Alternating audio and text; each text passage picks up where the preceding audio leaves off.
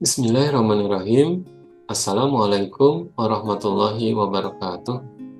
Sahabat Jihad, kembali saya akan membacakan sebuah kisah tentang tokoh sufi yang dikenal dengan nama Ahmad bin Harb.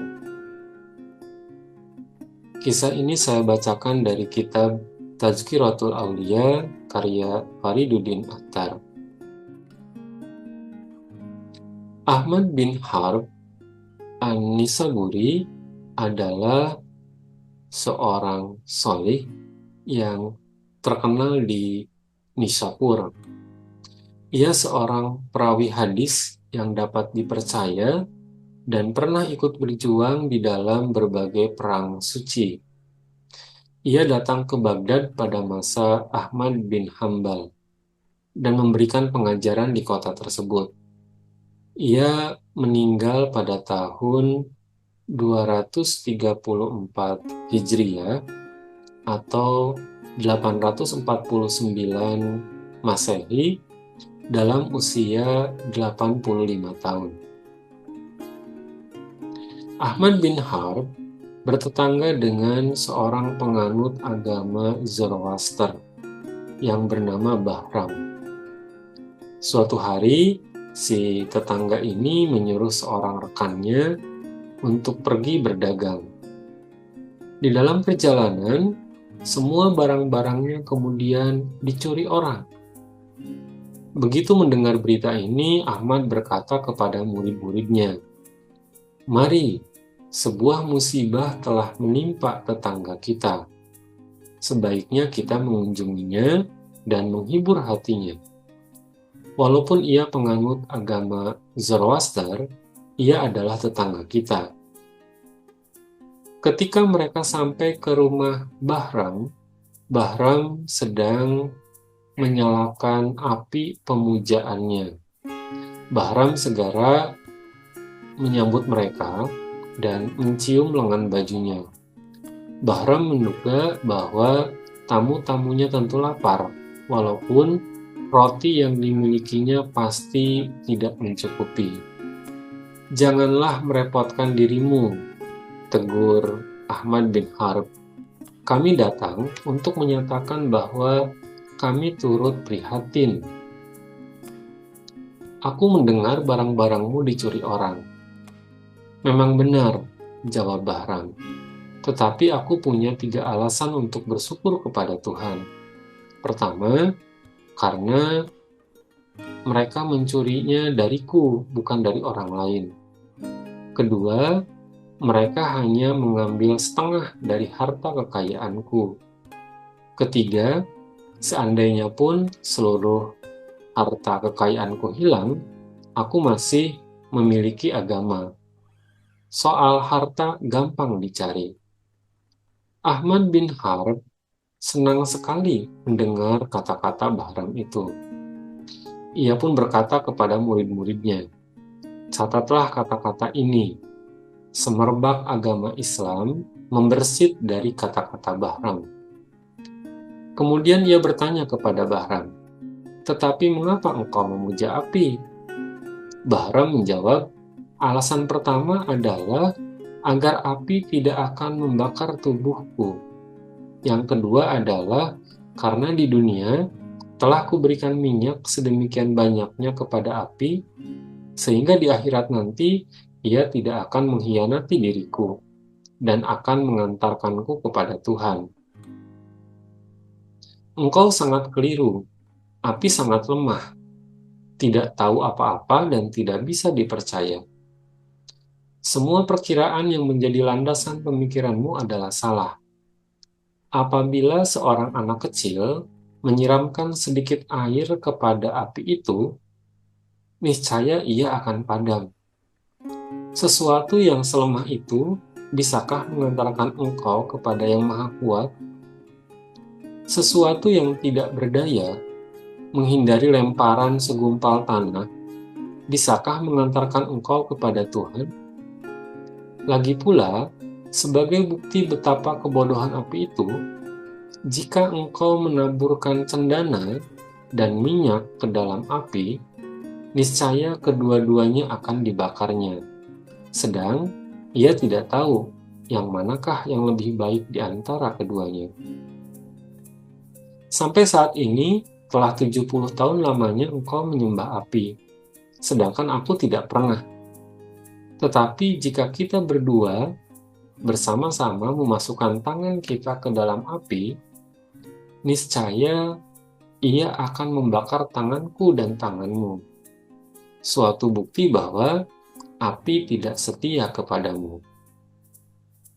Kata-kata Ahmad bin Harb ini mengguncangkan hati si penganut agama Zoroaster ini. Maka berkatalah ia kepada Ahmad bin Harb, "Akan kuajukan 4 buah pertanyaan kepadamu. Jika engkau bisa menjawab semuanya, akan kuterima agamamu itu. Mengapa Allah menciptakan umat manusia? Setelah menciptakan umat manusia, mengapa Dia memberikan makanan kepada mereka? Mengapa Dia mematikan manusia? Dan setelah mematikan mereka, mengapa Dia membangkitkan mereka kembali?" Allah menciptakan umat manusia agar mereka menjadi hamba-hambanya, jawab Ahmad bin Harb. Dia memberikan makanan kepada umat manusia agar mereka mengenalnya sebagai yang maha memelihara. Dia mematikan umat manusia agar mereka tahu akan kemahakuasaannya. Kemudian Dia menghidupkan kembali umat manusia agar mereka mengenalnya sebagai yang maha kuasa dan maha tahu.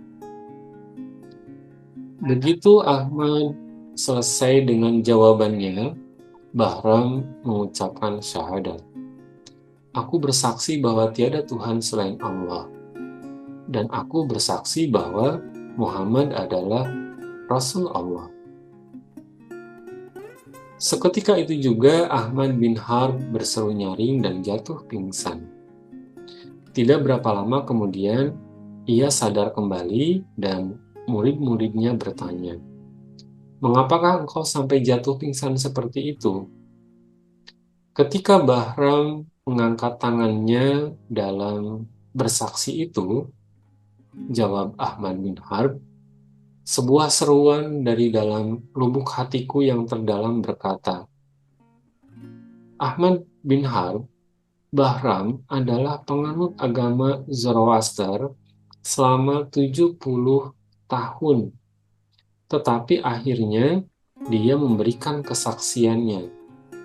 Engkau telah beriman selama 70 tahun, tetapi akhirnya apakah yang hendak kau berikan?" Sahabat jihad, dikisahkan di Nisapur tinggallah 2 orang lelaki, yang seorang adalah Ahmad bin Harb dan yang lainnya adalah Ahmad sang saudagar. Ahmad bin Harb adalah seorang yang sedemikian khusyuknya dalam mengingat Allah, sehingga ketika tukang cukur hendak menggunting kumisnya, ia masih saja menggerak-gerakkan bibirnya. "Janganlah bergerak-gerak sementara aku menggunting kumismu," si tukang cukur memperingatkan. "Jangan hiraukan diriku, lakukanlah urusanmu sendiri," jawab Ahmad bin Harb. Dan setiap kali dicukur, sebanyak itu pula bibirnya terluka. Suatu ketika, Ahmad bin Harb menerima sepucuk surat. Telah lama ia hendak membalasnya, tetapi tidak ada waktunya yang senggang. Pada suatu hari, seorang muazin sedang mengumandangkan azan. Ketika si muazin sampai pada seruan, "Marilah," Ahmad bin Harb berkata kepada salah seorang sahabatnya, "Jawablah surat sahabatku ini, katakan kepadanya, jangan mengirimiku surat lagi, karena aku tidak memiliki waktu untuk membalasnya. Katakan kepadanya, sibukkanlah dirimu dengan Allah. Cukup sekian." Lain halnya dengan Ahmad sang saudagar yang sedemikian husuknya dalam kecintaannya kepada kekayaan dunia. Sehingga ketika pada suatu hari setelah menyuruh hamba perempuannya mempersiapkan makanan, dan setelah si hamba melaksanakan perintahnya itu, ia masih terus juga menghitung-hitung kekayaannya hingga malam tiba dan tertidur.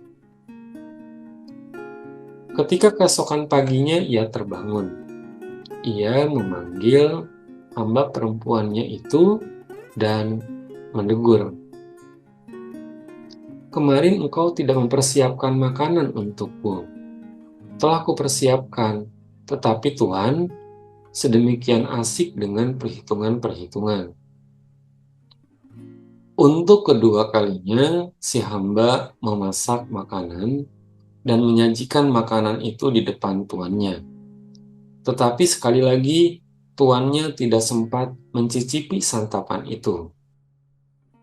Untuk ketiga kalinya, si hamba mempersiapkan makanan, tetapi tuannya masih tidak memiliki kesempatan untuk menikmatinya. Si hamba pun masuk dan menemukan tuannya sedang tertidur nyenyak. Maka makanan itu diusapkannya ke bibir tuannya.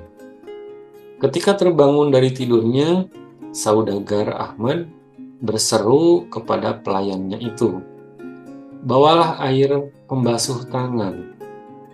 Ia mengira bahwa makanan itu telah dimakannya. Sahabat jihad, di lain kisah diceritakan Ahmad bin Harb memiliki seorang putra yang masih kecil. Putra ini diajarinya untuk percaya kepada Allah. Setiap kali engkau menginginkan makanan atau apa saja, Ahmad bin Harb berkata kepada putranya itu, "Pergilah ke jendela dan katakanlah, 'Ya Allah, aku minta apa, sebutkan.'" Setiap kali putranya pergi ke jendela itu, kedua orang tuanya segera mempersiapkan segala sesuatu yang diinginkannya.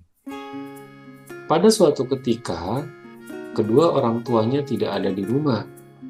Si anak merasa lapar. Seperti yang biasa dilakukannya, ia pun pergi ke jendela itu dan berkata, "Ya Allah, aku minta roti." Seketika itu juga diterimanya roti itu. Ketika kedua orang tuanya pulang, mereka menemukan si anak sedang duduk memakan roti. "Dari manakah engkau memperoleh roti ini?" mereka bertanya. "Dari Dia yang telah memberikan roti kepadaku setiap hari," jawabnya. Kedua orang itu pun sadar bahwa putra mereka telah mantap di atas jalan kesalehan. Demikian sahabat jihad, penggalan kisah dari seorang tokoh yang bernama Ahmad bin Harb yang saya bacakan dari kitab Tazkiratul Aulia karya Fariduddin Attar. Semoga bermanfaat buat kita semua. Allahu a'lam bishawab. Billahi taufiq wal hidayah. Assalamualaikum warahmatullahi wabarakatuh.